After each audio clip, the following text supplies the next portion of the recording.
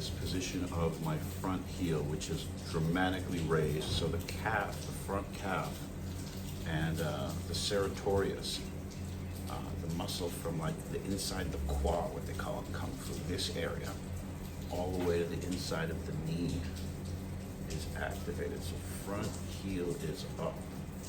I'm just gonna bridge, just a split second contact.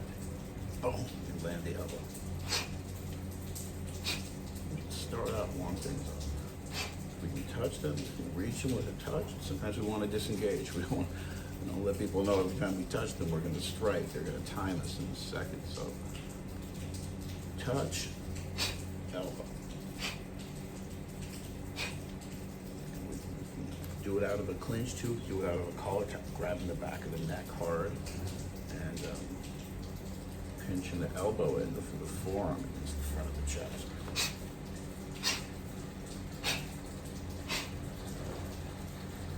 Again, once this front heel drops, that's when this power drops.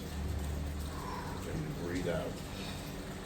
This whole body stretch from the right hand.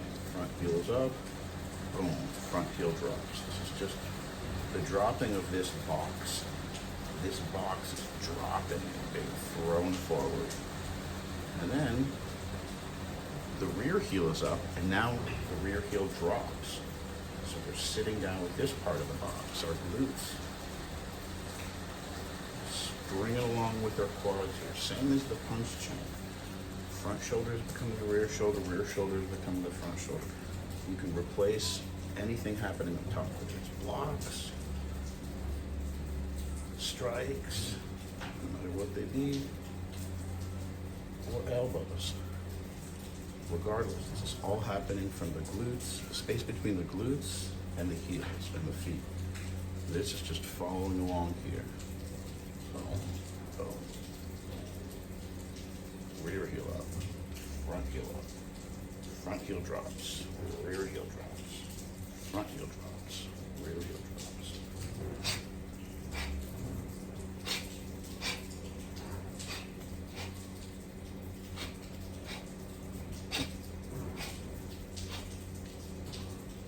Same thing as the kinetic punch chain. Boom, bang, bang, bang, bang, bang.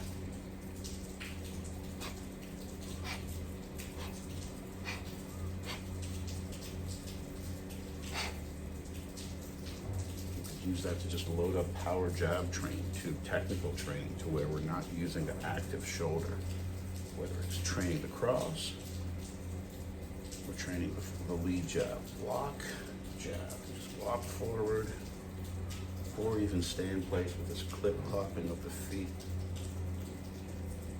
which is going to provide all the power.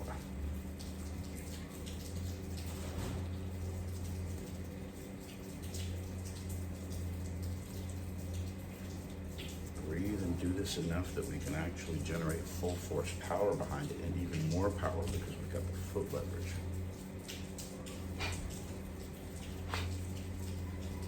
Again, the clopping of the feet. That's what's moving this box. Kenny Woden called breaking down. Good way to describe it, because you're flopping onto this, you're gently breaking all this weight down onto this heel, which is exaggerated, kind of like heel up, front heel up, drops, rear heel up, drops, front heel up, drops.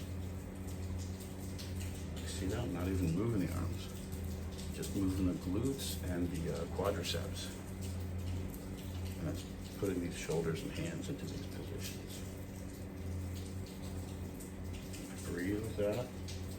Like I said, defense, punches, the elbows. This is glute and core moving.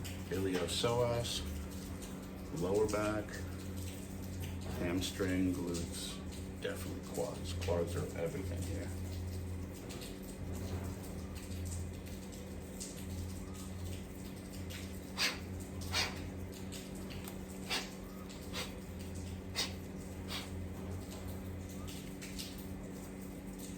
And it's natural after the shot to have the defense come, to have the punch recoil, because the body's naturally moving. It's It's not the arm that's pulling itself back. See that? Bang, and it reloads.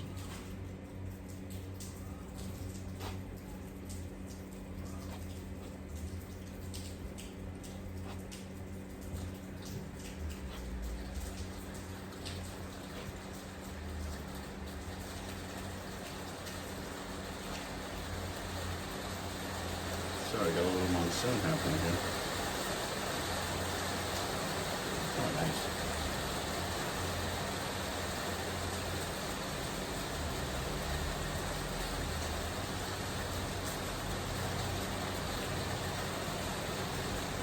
So not looking for tension, we're looking for a different kind of power here. We're looking for leverage, we're looking for transference to weight. So we're slowing down the timing and doing everything off this clip-clopping of the feet, this walking of the legs. Again, glutes and quads and calves are all you should be feeling. Now up this is just floating along up here.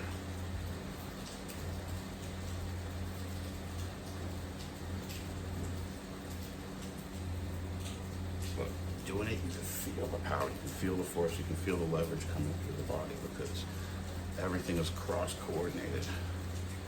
Everything is very quickly referring to this core. Everything is relaxed. We're not using shoulder power, we're using glute and quad power and foot power, and calf power, hamstrings too. But really feeling that area in the quad right above the knee. Like we're wading, floating in the water, and that water is moving. That's the feeling. Don't even worry about power up here. Let the power come from technique and leverage and force. So you can always add muscular force, but the purpose of this drill is to coordinate leverage force. It's more powerful. It doesn't require active, conscious thought. It's just our body being in the proper position.